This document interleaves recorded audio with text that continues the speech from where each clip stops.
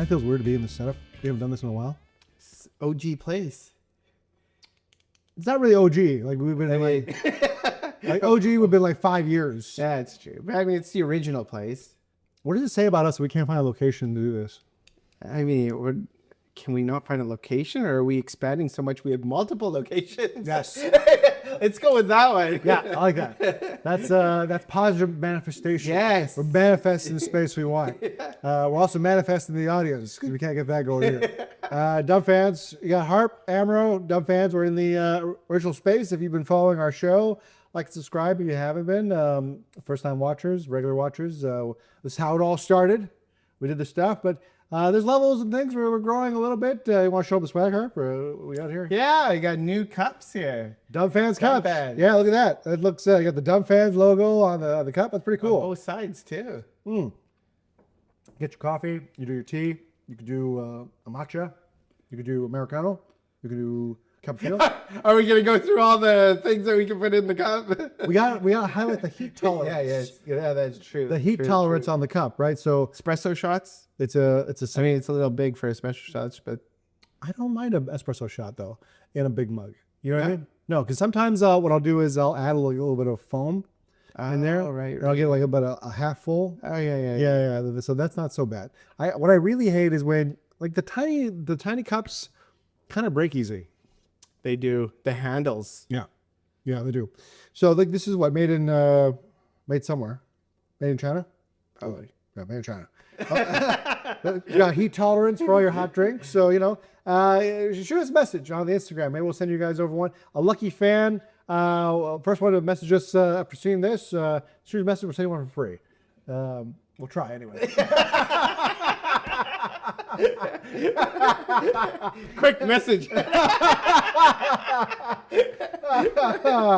We'll send you the sticker. And then you can put it on your mug. It's like you do you, we'll do us, and kind of thing.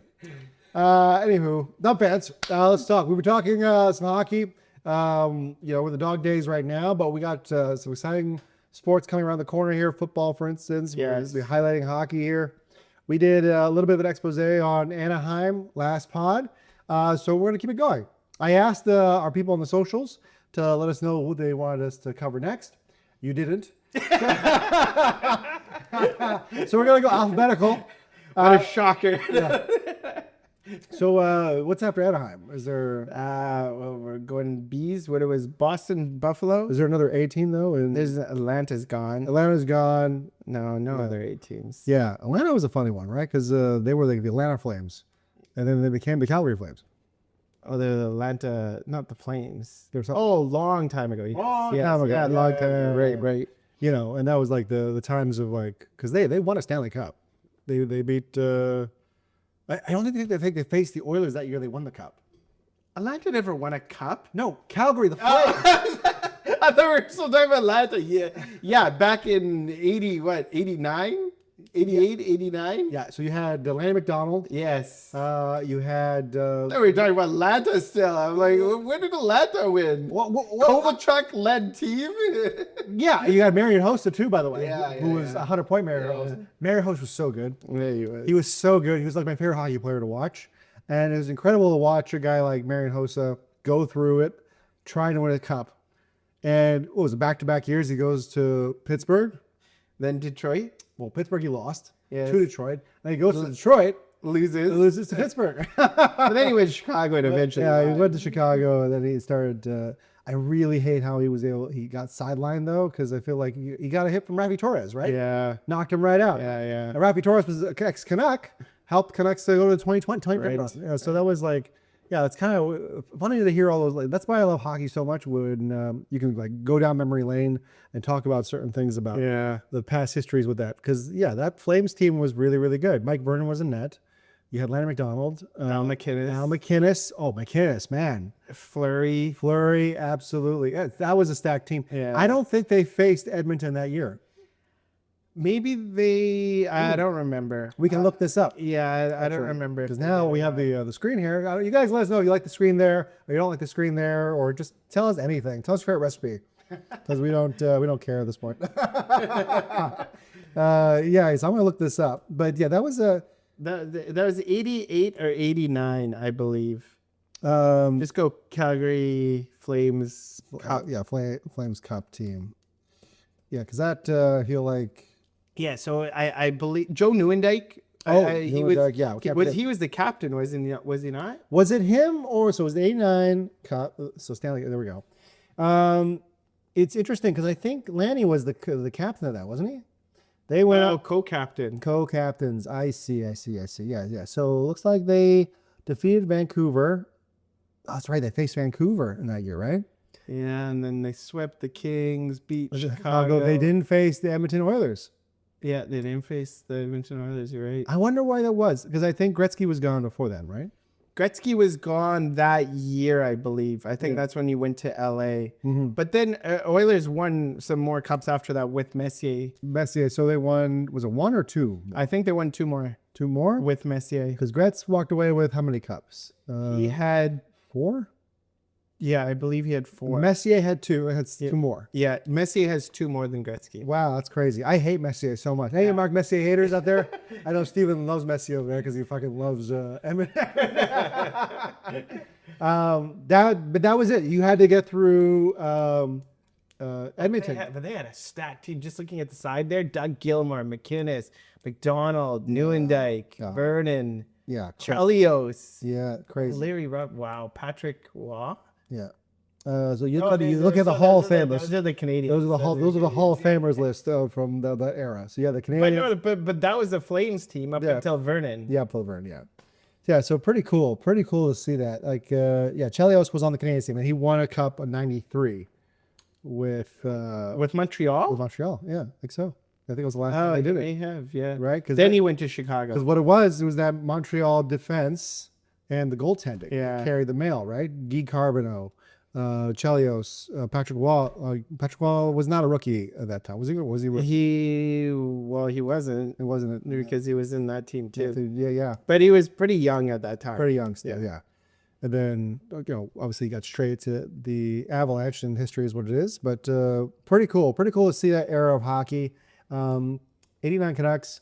Canucks didn't really heat up here until 94. 94 was the run. Yeah. But they were a good team there in 92. 92, 93, yeah. But they really, they went off in 94, obviously. Yeah, the path had to be Edmonton. And I don't even think the Canucks, I think the Canucks avoided the Oilers also as well. Yeah, they had Calgary. Yeah. They had Winnipeg. They faced Toronto. That was so weird that Toronto was in the division. Yeah, that was weird back then. They had the different divisions with Toronto being in their same division. Yeah, very bizarre. Yeah, very bizarre. But we're talking about current hockey now, and I think this era of hockey makes for very interesting, very interesting teams today. I think there's a lot more competition, certainly, but there's a lot more teams in this league. But I think if you're really, really good, you're in a very small pool of really good teams. And if you're really bad, you're in a large pool of teams that are terrible. Yeah. So let's talk about the Boston Bruins. Boston Bruins. Who are kind of in the middle. They're not on the good side. They're not on the bad side. They're kind of like that middle ground, make the playoffs. But obviously, like last year, this past year, losing the first round. Yeah, they're not anywhere from what they were in their height of their powers. Mm-hmm. That was a team that went to the finals 3 times, won one of them against Vancouver. Ended up losing to Chicago, ended up losing to St. Louis on their miracle run. But they produced some of the best players in the league. Yeah. And some of the best hockey lines in the league. You had players of that ilk who looked pretty much as good as anybody. At a time when Crosby, Ovechkin, Malkin were at their height, Boston was producing a ton of talent. Phil Kessel made his run and made a name coming out of that Boston team. He did. From Toronto. Yeah. And another guy now on the team from Toronto is a guy to look forward to this next season. Yeah, Fraser Mitten. Yeah. So I think we let's look at the record from last year here. So there were 45 wins, 27 losses, 10 overtime losses. They were 4th place in the Atlantic Division, and they qualified for the Stanley Cup playoffs, where they got ousted by the Buffalo Sabres 4-2. So they were a playoff team last year. And we look at we're getting all of our information here on their Boston Bruins fan site here. and then this is off NHL. So we can look at some of the players. So if you had Morgan Geekie in your pool last year, you were laughing. You were laughing. Unless you dropped him within the first 2 weeks. I will say this to defend it. If I drop a really good player and I pick up another really good player, you've been trying to use this as an excuse this whole past year here. Oh, but I got Dorfiev. Yeah, but you could have dropped any of your other players that did nothing for you and had Dorfiev and Geekie. Yeah. So who can I drop, Harp? Anybody. Who I drop Hughes, huh? I could have dropped Hughes. I could have dropped Robertson. I dropped him anyway. I traded him to you. If you had Morgan Geekie in your pool, or you were smart enough, a genius, actually, to draft him. Or to keep him. Yeah, even smarter to keep him. You did pretty well. He had a breakout. Well, I guess it was a follow-up from his breakout year previous. Yeah, he's a big upside for Boston, obviously. Yeah, he's cemented now into that top 6. Pasternak, we all know Pasta. But, with some of the youth that they're going to be looking at to add to these veterans, because Pavel Zacha obviously is staying in Boston. So you got a guy like Fraser Minton, who was a trade from Toronto. BC kid. I feel like he's going to be a steal of a trade. I don't know how Toronto continues to do this stuff and to send over talent. A lot of Boston's success is based off of the fact that Toronto. I love that. Because they trade a bunch of. They traded a goalie to them, who was Rask. Rask. They drafted Rask, but it would have been Rask who they would have picked up. They traded Rask for Andrew Raycroft, if you remember. Yes. So but Boston's got a lot of Toronto's so-called scraps, which have become this great players, superstars. Yeah. And, oddly enough, the coaching there, because they hired Marco Sturm as the coach, and he was an ex-Bruin as well. And he had, I thought, a great season with his team to get them into a competitive state. But what more are they going to need to do? We can look at some of the additions they made here. Let's take a look. You got Peterka in the offseason from Utah. Yeah. So JJ Peterka, they've acquired James. So James Hagan is this 19-year-old prospect you're talking about? Yeah. Out of Boston College, right? Yep. So they got him as a young guy. They got Minton. They got Peterka now from Utah. Yeah. What do you make of Peterka's play? Because I like Peterka. I think he's a good goal scorer. He's that. I don't know about a top line guy, but he's definitely a top 6. I guess he can fit in that top line if you need him to, but yeah, I like his play. He was great with Buffalo. He produced in Utah as well, and now I think he's going to do fine in Boston. Yeah, I was always curious about him because he wasn't a full-time player on our pool, and for me, he was always somebody you would pick up if you needed to fill out an injury. Yeah, or if you needed someone who would get hot. It just depended on your pickups, right? Because when you picked him up and he was pretty cold, it was cold. He's a streaky player. Yeah. A very streaky player. So I don't know. I mean, I feel like it'd be one of those situations where I'd be curious to see if he gets in on the top line. I think he's definitely a top line caliber player. I think he'll get a chance. He'll definitely get a chance. Well, you look at that Utah roster, right? Because then we're going to showcase the Utah here. I guess if we're doing alphabetical. That's a while. Because U is after F?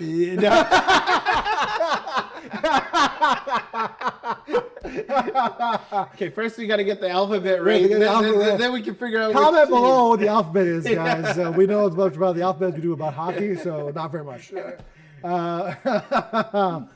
Yeah, because you look at that top 6 for Utah. I mean, they can lose a guy like Peterka with guys like Gunther, guys like Keller. Yeah. Their top 6 is loaded with young talent. But if I'm Peterka, I want to try and cement myself in a roster where there's potential. I could see a situation where you got Pasta, Peterka, and a guy like Geekie, for instance, right? Yeah. That's a gully line. That's pretty gritty. Yeah, it is. Right? So it depends on what they want to do with the youth. They're in that weird mode where they kind of remind me of the San Jose Sharks when Joe Thornton was sort of like on the way out with Patrick Marleau. and they kind of reinvented themselves a little bit by getting like Joe Pavelski in the means in there, and he was able to step in. And they never really had the rebuild. They had sort of a soft launch just to get back. They had the retool, Yeah, the new retool that everybody does, like how Toronto is doing this year. I think Boston is just going to be a mid team. They can sneak into the playoffs and make an impact if the goalies are playing well and they go on a big streak. They can make some noise. Yeah. But I think they're going to be in that middle pack during the season. Yeah, and then in your mind, what's going to be the situation for them in their division? Because I feel like it's still a tough division. While I dig up here, Buffalo. It's a very tough division. Yeah. I don't think they go top 3 or crack top 3. Yeah, I think they're more of a wild card team. And also to note, Patrice Bergeron, they're doing a retirement for him or retiring his number during the season. I think that's in December sometime. Interesting. Yeah, I always, it's a really funny thing that we're talking about Boston Bruins. I'm thinking about that 2010 season, considering, they weren't really the favorites to go to the final. But Patrice Bergeron on that team was Zdeno Chara. Probably the best tandem you can have in a 1-2 punch for a team. You had Marchand in there, and then Tim Thomas came out of nowhere. Yeah, and even after, maybe who was their second line? Because they had a really good second line center. They had who else did they have? Part of that perfection line too, wasn't he? Because you had him, Marchand, and Pasternak. I forgot who that second line was, But yeah, they had a very good, well-built team. Yeah. Not a superstar team, but which became superstars. Yeah.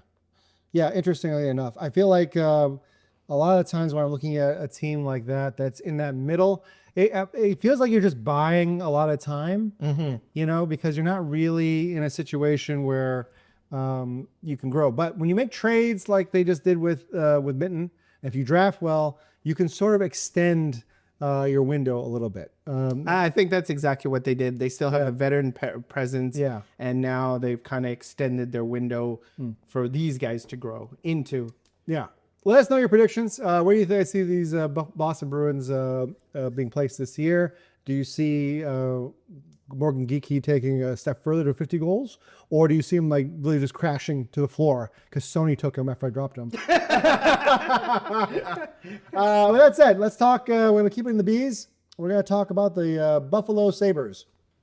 So, looks like the Sabres, we could talk about... they had a busy offseason. They had a busy offseason. I want to talk about their year first because they had a great... Yeah, they did. They sort of were in this situation where the first 15 games was kind of touch and go. And then whatever happened there, it seemed like the veterans came together and were able to go off. Mm-hmm. I love Lindy Ruff as a coach, and they were able to create a third quarter of the rest of the season where they were just on fire. They were scoring goals. They looked exciting. And most importantly, the players they drafted looked like the players they were expecting to get when they drafted them. Yeah, they finally clicked. And I think that team last year, there was a kind of a scare. They did go on a losing streak. I remember early January. The early start wasn't great. Yeah, the early start as well. And even in January, February, they kind of had a little downfall. And then it kind of got into their heads is this going to happen again where Buffalo has, they look like they're going to be a playoff team and then they just fall off the wagon. But they didn't after 14 seasons. Yeah, 14 seasons. They finally make it back to the playoffs and make some hay. And they were first in the Atlantic. Yeah, so 50 wins, 23 losses, and I think 9 split or disqualification points. What do you call it? Overtime losses. Overtime losses. Yeah, that's what I said. Disqualification points. That's what I call it here. Dumb fans. Again, we're dumb fans. I got the logo up here. Dumb, stupid fans. That's what we are. Dumb opinions. Get the cups, though. Get the cup. Get the cup. So for a total of 109 points, so they make the playoffs. They get to the second round of the playoffs, and they go 7 with Montreal, right? Yes. Who also had an amazing year. This is what makes the Eastern Conference so interesting now because, and here's what I think is the question now really lies with Buffalo is Montreal looks like a team that's ready to take the next step. Buffalo, was this just sort of lightning in a bottle, or can they repeat this? Because if I look at their roster, there's a lot of stars there. Yeah. You know, I think if they kept everybody, if they could keep everybody, obviously with salary cap issues and whatever, there was always some things that you got to play around with. But if they had the same team from this past year, no question in my mind, they're making the playoffs. They're making some noise. They lost a lot of guys. Tuck is gone. Byram's gone. They brought in Zellweger from Anaheim, who's not a bad contract to take on, but can they do, like, Tuck was a big part of that team. Byram, I know we talked about him a lot this past couple of weeks. we have. I like Byram as a top 4D. I like him behind the stars. I don't know if he's going to be the 1A guy. We're going to find that out in Chicago. But, you know, you have Dahlin and Power, who, if you have guys like that, you're essentially looking at a team that's going to be competitive for the next 10 years. Yeah, I don't think it's their defense that took a hit, though. I think losing Tuck is a huge... Tuck's a huge one. Yeah, Tuck's a huge... They're going to feel that. Yeah, for sure. So now you got... obviously, it's going to be on Thompson. Mm-hmm. Thompson's their main guy, but, like, everybody's got to step up. Benson got a big contract. So he's got to step up. Yeah, so Benson and Jack Quinn, who I feel like are going to be the youth movement for that team. And Doan. So, you know, there's some players there that are pretty exciting to look at. I would say that they probably can lose a guy like Tuck because they're hoping that their youth can... Lindy can coach youth guys. Yeah, Like he can. He can coach you. He has a long history in Buffalo with guys like Danny Briere, Jack Jr. How long has he been with Buffalo? Well, he had his like revamp back into Buffalo, right? He came back. Yeah, he has a home there. Buffalo. I consider him a Buffalo coach. Yeah. I know he's done this with other teams, but for me, he was always the Buffalo guy. Right. And I think just because he knows the community so well. And when you have a guy like that, you can sort of communicate that to the youth there about what it means to be a Buffalo Sabre. Because, you know, honestly, like, I've never been to Buffalo. I don't think I'm ever going to go to Buffalo. But the fans... I drove through. You drove through. Yeah, everybody just drove through Buffalo. But Buffalo's a passionate sports town. It is. You know, and Pagula owns the Bills, owns the Sabres. You know, I think for him, I don't think he's ever been a guy who's been shy about, like, throwing money at a problem. No. It just, was it the right money and was it the right mix? Whatever happened this year with the Sabres, it clicked in a way where I think they understood what the offense was. And most importantly, they were getting the most out of stars in terms of Thompson and Dahlin. Dahlin, for me, was like a revelation. Yeah, he was. And I think because of what you just said there and just with the talent they have, I think Buffalo again makes the playoffs again this coming year. I don't think they're going to be at the top of the division this time.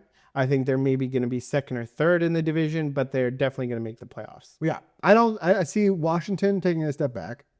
I think I see Washington taking a step forward. Think so? Yeah. I don't. I don't think they have the infrastructure of youth that they think they do. I love Leonard. We're talking about Buffalo right now. But I think there's a season there where Washington's going to take a step back. I feel like it's going to be this one. I think it was this past season. And I don't think Pittsburgh's going to make playoffs either. Yeah, maybe not Pittsburgh, but I think Washington did make the playoffs this past year. They didn't make playoffs this year, but I don't see them being a threat to. Well, I think this was their step back, and now Washington pushes again. I think this past year was Washington's step back. Well, they added Tuck. Tuck went to Washington, so I mean I think Tuck is a fantastic top six forward, great character guy. Can really give you a lot and help shepherd the guys he's playing with. He gets in that dirty area as well. He's such a great goal scorer, and he's a hard worker. Not if you want to like trade for him though in your playoff in the fantasy pool, because if you did that like an idiot, he didn't do anything for you because he got hurt. So he does get hurt. Kind of reminds me of Stone a little bit. Who'd you trade away for him? I traded. I forgot the Dorfia. I didn't trade Dorfia, who also didn't do anything for me in the playoff. But yeah, Tuck and Stone kind of remind me a little bit of each other because they give you a lot when they're playing, but they do get hurt. So we'll see what comes of it. But I think that Buffalo is going to take advantage of an Eastern Conference where there's a bit of a shift. So I'm looking at Pittsburgh. I'm looking at Washington. I'm looking at the Devils. I don't know if there's enough there where one of those teams can like. I don't think Philly's going to repeat into the playoffs. I think Philly takes a step back. I think Pittsburgh doesn't make the playoffs. I definitely think Buffalo does. There's no question in my mind that Buffalo doesn't make it. Unless something like happens and this is a catastrophic drop because they just go ahead and like took this lightning in a bottle and were able to make the most out of it. Yarmo's the new GM there now. This shift kind of happened when he sort of took over the front office. So be curious to see what they're going to do. It looks like they're pushing youth. They feel like they have enough veterans in place where they can like shepherd this youth movement and carry the momentum. So we'll see. Yeah, I'm positive outlook for Buffalo. I hope they make the playoffs again, just for that fan base. I will say this about the goaltending: as long as they make Ukko-Pekka Luukkonen the starter, and he's healthy, I think that's a goal that you can get behind. I know Levi's right now playing in their minor league system. I think he was in the minors last year a little bit. I think he get traded or get picked up by Edmonton or something? We can look this up. Levi got picked up. Yeah, he got picked up by Edmonton. Yeah, we can look this up. So I think he's the backup in Edmonton now. Yeah.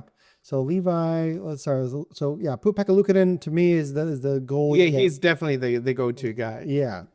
So I'm gonna look this up while we're doing this, because Levi to Oilers, I believe that's Devin Levi. Yeah, you're right. So for a 7th rounder, okay, I think that's a steal actually for Edmonton. If I'm being honest with you. I mean, Edmonton can use all the goaltending help they can get.